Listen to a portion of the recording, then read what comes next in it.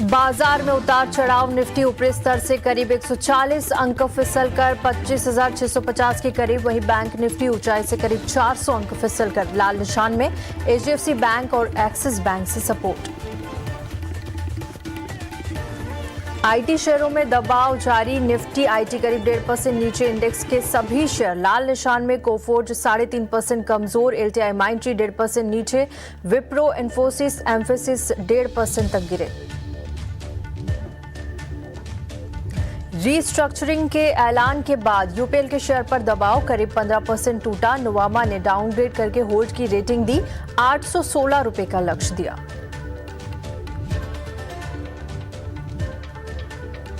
IDFC first bank का share करीब 16.5% टूटा। 7% फिसला एयू स्मॉल फाइनेंस बैंक का शेयर। हरियाणा सरकार ने दोनों बैंकों के सरकारी कामकाज पर लगाई रोक। आईडीएफसी फर्स्ट के चंडीगढ़ ब्रांच में 590 करोड़ रुपए के फ्रॉड की बात आई सामने। अशोक बिल्डकॉन में 2% और रेलटेल में करीब 1.5% की तेजी। महाराष्ट्र सरकार से लॉन्ग टर्म कॉन्ट्रैक्ट मिलने के बाद शेयरों में एक्शन। 1136 करोड़ रुपए का बड़ा कॉन्ट्रैक्ट मिला।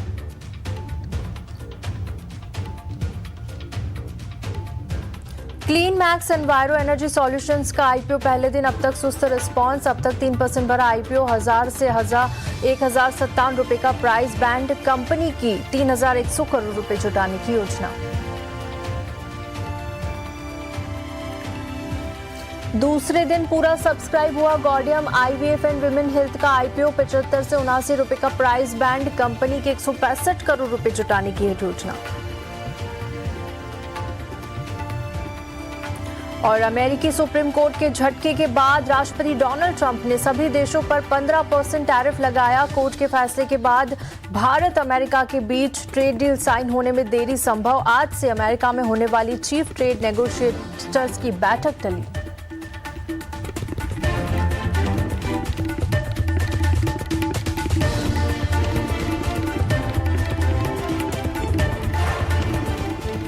कुछ देर में हमारे मार्केट एक्सपर्ट भी हमारे साथ होंगे, लेकिन उससे पहले एक नजर डाल लेते हैं इस वक्त के बाजार पर। तो देखिए, आज बाजार में हम देखेंगे बैंक निफ्टी यहां पर आज कमजोर नजर आ रहा है। फिलहाल यहां पर 30 अंकों की गिरावट है। 61,141 के लेवल पे बैंक निफ्टी में कारोबार हो रहा है लाल निशान के साथ। इसी के साथ निफ्टी की अगर बात करें तो थोड़े से मूव्स यहां पर भी नजर आ रहे हैं। शुरुआत अच्छी हुई, लेकिन फिलहाल यहां पर 76 अंकों की तेजी है। 25,648 के लेवल पर इस वक्त निफ्टी कामकाज कर रहा है। वहीं सेंसेक्स की बात करेंगे तो यहां पर भी आप देखेंगे 300 अंकों से ज्यादा की तेजी इस वक्त सेंसेक्स में नजर आ रही है। निफ्टी के गेनर्स पर अगर नजर डालेंगे तो देखिए, आज टॉप गेनर्स में शामिल है अदानी पोर्ट्स। यहां पर आप देखेंगे 2.5% के आसपास की तेजी है। कोटक महिंद्रा बैंक, यहां पर ये बैंकिंग शेयरों में आज बाजार को सपोर्ट कर रहा है और करीब 2% से ज्यादा की तेजी इस वक्त आप यहां पर देख सकते हैं। एचडीएफसी लाइफ की बात करें तो करीब 1.5 से 2% की तेजी यहां पर भी है। टाटा कंज्यूमर और एक्सिस बैंक, यहां पर भी आप देखेंगे करीब 1.5% तक की इस वक्त तेजी यहां पर नजर आ रही है। वहीं अगर निफ्टी के लूजर्स पर अगर नजर डालें तो देखिए, आज हिंडाल्को में गिरावट है। यहां पर आप देख सकते हैं करीब 2.5% तक की गिरावट इस वक्त हावी है। ओएनजीसी में 2% से ज्यादा की गिरावट। विप्रो और इन्फोसिस यहां पर भी करीब 1 से 2% की गिरावट यहां पर इस वक्त हावी होती हुई नजर आ रही है। इसके अलावा टाटा स्टील और सिप्ला, यहां पर भी आप देख सकते हैं 1 से 1.5% के बीच की गिरावट इस वक्त हावी है। एक बार मार्केट ब्रेथ पर अगर नजर डालेंगे तो इस वक्त का हाल है 1302 शेयर्स हरे निशान में कारोबार कर रहे हैं। वहीं 1568 शेयर इस वक्त लाल निशान में कारोबार कर रहे हैं। चलिए, हमारे मार्केट एक्सपर्ट भी हमारे साथ इस वक्त जुड़ चुके हैं और यस सिक्योरिटीज से लक्ष्मीकांत शुक्ला इस वक्त हमारे साथ हैं। लक्ष्मीकांत जी, गुड आफ्टरनून, स्वागत है आपका योर स्टॉक्स में। मैं तृप्ति बात कर रही हूँ और मार्केट शेयर हमने लिया, लेकिन आप इस वक्त बाजार की चाल को किस तरह से देख रहे हैं? गुड आफ्टरनून तृप्ति जी। हालांकि ऊपरी स्तर से एक करेक्शन देखने को मिल रहा है, बट हमें लगता है कि जो सपोर्ट है हमारे पास वो अभी भी इंटेक्ट है। मुझे लगता है कि बाय ऑन डिप्स की रणनीति के साथ हमें इंडेक्स में बाय करके चलना चाहिए। स्टॉप लॉस जो रहेगा वो 25,580 का रहेगा, और अगर यहाँ से अगर हमें बढ़त मिलती है तो मुझे लगता है कि एक बार फिर से 25,900 के लेवल्स निफ्टी में देखने को मिलेंगे। और ऑन दी फ्लिप साइड अगर 25,580 के लेवल्स टूटते हैं तो वहां से फिर मुझे लगता है कि वीकनेस बढ़ सकती है, और फिर जो हमारा जो क्रूशियल सपोर्ट है 25,400 का, वो एक बार फिर से रिटेस्ट कर सकता है। बट हमने पिछले सेशंस में देखा है कि मार्केट जब भी 25,400 के पास आता है तो वहां से एक बाउंस बैक मूव देखने को मिलता है। अभी फिलहाल वहां पे double bottom kind of pattern देखने को मिल रहा है, तो इसलिए बाय ऑन डिप्स की रणनीति के साथ हमें स्टॉक में इंडेक्स में बाय करके चलना है। और जो हमारा टारगेट रहेगा इमीडिएट लेवल पे वो 25,900 के लेवल रहेगा, और इंट्राडे जो सपोर्ट है वो 25,580 के आसपास आ रहा है। वहीं पर अगर बैंक निफ्टी की बात की जाए तो बैंक निफ्टी में भी ऊपरी स्तर से गिरावट देखने को मिल रही है, बट यहाँ पर भी सपोर्ट इंटेक्ट है। इमीडिएट सपोर्ट अभी फिलहाल 60,500 के आसपास आता हुआ दिखाई दे रहा है, और जो अपसाइड के हर्डल है वो 61,800 से लेकर 62,000 जोन के आसपास है। तो यहाँ पर हमें एक रेंज बाउंड मूव देखने को मिल सकता है आने वाले समय में। कि यहाँ पर लक्ष्मीकांत जी ने इंडेक्स पर निफ्टी और बैंक निफ्टी पर अपनी राय रखी है। चलिए आगे बढ़ते हैं और अब अपने सवाल जवाब का सिलसिला शुरू करते हैं। जो पहला सवाल है वो हमें इस वक्त यूट्यूब से आया है कावेरी का, और कावेरी के पास जो शेयर्स है वो है इटर्नल के, 1000 की क्वांटिटी में शेयर्स है और 285 इनका बाइंग प्राइस है। व्यू रखा है इन्होंने अपना लॉन्ग टर्म के लिए। इटर्नल के शेयर को आज आप देखेंगे तो यहाँ पर आप देख सकते हैं 1 से 1.25% की गिरावट इस वक्त हावी होती हुई नजर आ रही है। पिछले एक महीने की बात करें तो यहाँ पर भी थोड़ी सी रिकवरी जरूर नजर आई, लेकिन उसके बाद फिर से नीचे आता हुआ इटर्नल पिछले एक महीने में करीब 3% तक चढ़ा, लेकिन फिर से हम निचले स्तर आते हुए नजर आ रहे हैं। इसमें फिलहाल इन्हें 18,700 का नुकसान हो रहा है, क्योंकि इनका जो बाइंग प्राइस था वो 285 था और 266 पे इस वक्त कारोबार कर रहा है इटर्नल। लक्ष्मीकांत जी, लॉन्ग टर्म के हिसाब से इटर्नल आपको कैसा लगता है? क्या इन लेवल्स पर इन्हें बने रहना चाहिए, क्योंकि 18,000 से ज्यादा का नुकसान झेल रही है? हाल फिलहाल में हमने थोड़ी सी खबरों के दम पे तेजी जरूर देखी थी इटर्नल में। देखिए, शॉर्ट टू मीडियम ट्रेंड की अगर बात की जाए तो वो थोड़ा सा बेरिश साइड दिखाई दे रहा है डेली के चार्ट्स पर। स्टॉक्स अभी फिलहाल अपने सभी की मूविंग एवरेज के ऊपर नीचे सस्टेन करता हुआ दिखाई दे रहा है डेली और वीकली चार्ट्स पर। So overall sentiment short to medium term bearish है, और 250 का एक क्रूशियल सपोर्ट है। मुझे लगता है कि यहाँ से एक रिबाउंड हमें देखने को मिल सकता है। काफी अहम सपोर्ट है, क्योंकि ये जनवरी का भी लो इसके पास बना हुआ है और वहां से हमें एक पुल बैक मूव देखने को मिला था। हालांकि ऊपरी साइड पर अगर हम देखें तो मल्टीपल रेजिस्टेंस भी देखने को मिल रहे हैं। सो मुझे लगता है कि अगर 250 के ऊपर जब तक ये ट्रेड करता है तब तक यहाँ पर उम्मीद बनी रह सकती है। हालांकि अगर हमें 250 के नीचे की क्लोजिंग मिलती है तो वहां से ये जो गिरावट है वो फिर बढ़ सकती है। फिर जो नेक्स्ट सपोर्ट है वो फिलहाल आते हुए दिखाई दे रहे हैं 235 230 के जोन के आसपास। तो अभी फिलहाल इनको 250 के स्टॉप लॉस के साथ होल्ड करने की सलाह रहेगी, और अगर फिर से स्टॉक 285 290 के लेवल्स को तोड़ता है तो वहां से फिर हमें तेजी देखने को मिल सकती है। उसके बाद जो नेक्स्ट लेवल है वो 320 325 तक के आते हुए दिखाई दे रहे हैं इंटरनल में। ठीक है, यहाँ पर 250 के स्टॉप लॉस के साथ आपको बने रहने की सलाह है। 285 290 ऊपरी स्तर यहाँ पर अहम होगा, और वो टूटते हैं तो आने वाले दिनों में 300 के पार तक के लेवल्स भी यहाँ पर आपको नजर आएंगे। फिलहाल बने रहिए टनल में। चलिए आगे बढ़ते हैं, और अगला सवाल भी हमें यूट्यूब से ही आया है। आशीष का सवाल है और नवी मुंबई से बात कर रहे हैं। इनके पास जो शेयर्स है वो रिलायंस के शेयर 150 की क्वांटिटी बता रहे हैं और 1550 ये अपना बाइंग प्राइस बता रहे हैं। लॉन्ग टर्म का व्यू रखते हैं आशीष, और देखिए यहाँ पर इन्हें फिलहाल 20,000 से ज्यादा का नुकसान हो रहा है। आज हल्की फुल्की तेजी के साथ 1422 के लेवल पे रिलायंस कारोबार कर रहा है। लक्ष्मीकांत जी, जनवरी में हमने देखा था कि एक अच्छा मूव 1592 तक के लेवल्स यहाँ पर आए थे, लेकिन उसके बाद से लगातार यहाँ पर रिलायंस में गिरावट जारी है। हालांकि अब फिर से हम थोड़ी थोड़ी रिकवरी रिलायंस में आते हुए देख रहे हैं, लेकिन काफी निचले स्तर हमने जनवरी में यहाँ पर देखे। इन लेवल्स पर क्या करना चाहिए, क्योंकि काफी दिग्गज कंपनी है रिलायंस, इन्हें बने रहना चाहिए आने वाले दिनों के लिए? देखिए, रिलायंस में तो बने रहना चाहिए। हालांकि जनवरी में हमने एक अच्छा खासा अपसाइड का मूव देखा था, और वहीं पर एक डबल टॉप कंडीशन अराइज हुई थी रिलायंस में। उसके बाद यहाँ पर हमें प्रॉफिट बुकिंग देखने को मिली है।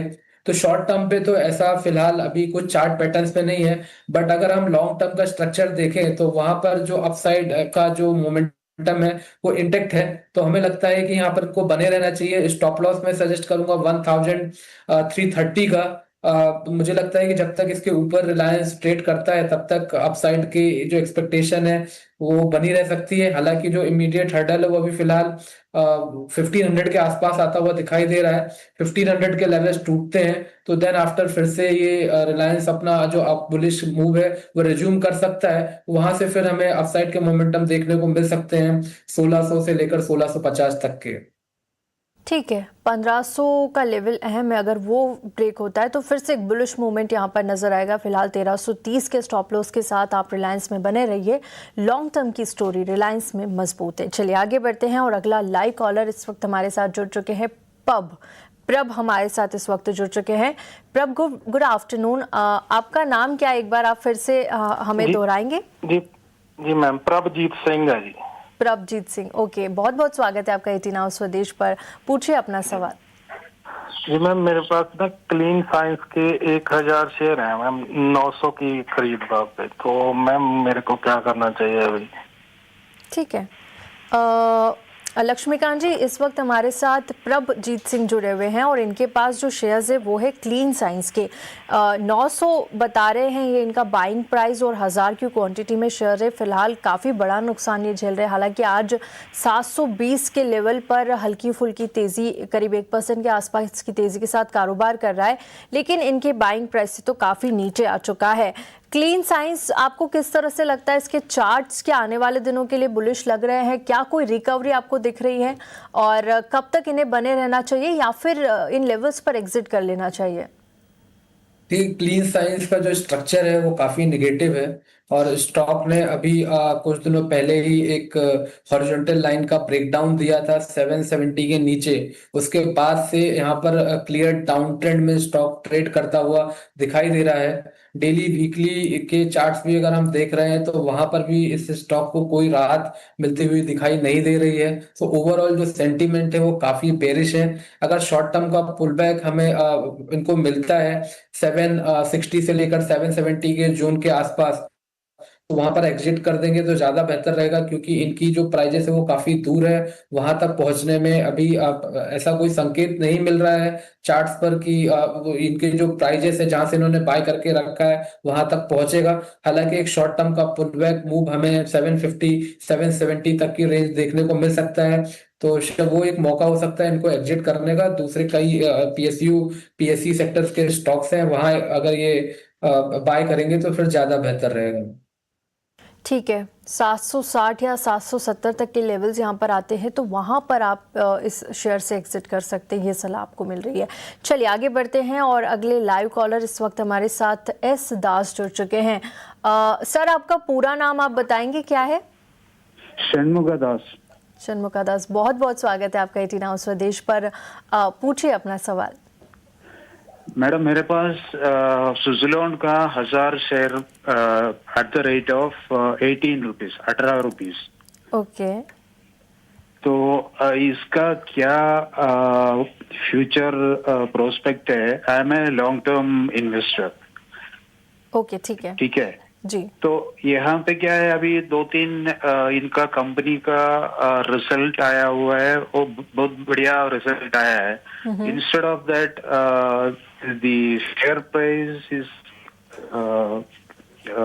पीछे चले जा रहा है, मतलब इट इज गोइंग डाउन। बिल्कुल बिल्कुल। लक्ष्मीकांत जी, जी जी, आपका नजरिया क्या रहेगा, एक बार आप रिपीट कर दीजिए। मेरा नेक्स्ट 1 ईयर के लिए। 1 year, okay okay, long term investor, 1 साल का नज़रिया, ठीक है। लक्ष्मीकांत जी इस वक्त हमारे साथ षणमुख दास जी जुड़े हुए हैं और इनके पास जो शेयर्स है वो सुजलॉन के हैं। 1000 की क्वांटिटी में है, 18 रुपये के प्राइस पे इन्होंने लिया था। प्रॉफिट तो इन्हें हो रहा है 26,000 रुपये से ज़्यादा का। फिलहाल आज आधे % से ज़्यादा की गिरावट पर है, 44 रुपये पर कारोबार कर रहा है। लेकिन इनका कहना है कि कोई बड़ा प्रॉफिट या ऑर्डर्स मिलने के बाद, अच्छे नतीजे आने के बाद भी यहाँ पर कोई अच्छी रिकवरी नज़र नहीं आ रही। पिछले 6 महीनों में 23% से ज़्यादा टूटा है और 1 साल की बात करें तो 18% से ज़्यादा की गिरावट यहाँ पर आती हुई नज़र आई है। क्या करना चाहिए? अब इन्हें प्रॉफिट हुआ है तो यहाँ से प्रॉफिट बांध के निकल जाए या अभी बने रहे? आपको चार्ट्स बुलिश लग रहे आने वाले दिनों के लिए? जी तृप्ति जी, चार्ट्स बिल्कुल भी बुलिश नहीं लग रहे हैं। बेरिश साइड में ये स्टॉक ट्रेड करता हुआ नजर आ रहा है। नेक्स्ट सपोर्ट 38 का है, जहां पर 200 पीक मूविंग एवरेज है। अगर उसके नीचे फिसलता है तो वहां से गिरावट बढ़ सकती है। उसके बाद फिर हमें जो उसके निचले स्तर है 28 से लेकर 30 तक, वहां तक भी भाव देखने को मिल सकता है। तो हमें लगता है कि ये इनको प्रॉफिट लेकर बुक कर लेना चाहिए। काफी लोअर लेवल्स में इन्होंने बाइंग करके रखी है। अगर 38 के आसपास अगर रिबाउंड देखने को नहीं मिलता है तो हमें लगता है कि ये जो वीकनेस है वो बढ़ सकती है। नेक्स्ट लेवल हमारे हिसाब से 28 से लेकर 30 जून तक सुजलॉन में आते हुए दिखाई दे रहे हैं। ठीक है, इन लेवल्स पर अगर आपको प्रॉफिट हो रहा है, आपने काफ़ी निचले स्तरों से खरीद के रखा है, तो यहाँ पर आप प्रॉफिट बुक करके निकल सकते हैं सुजलॉन से। ये सलाह हमारे मार्केट एक्सपर्ट लक्ष्मीकांत जी ने आपको दी है। चलिए इसी के साथ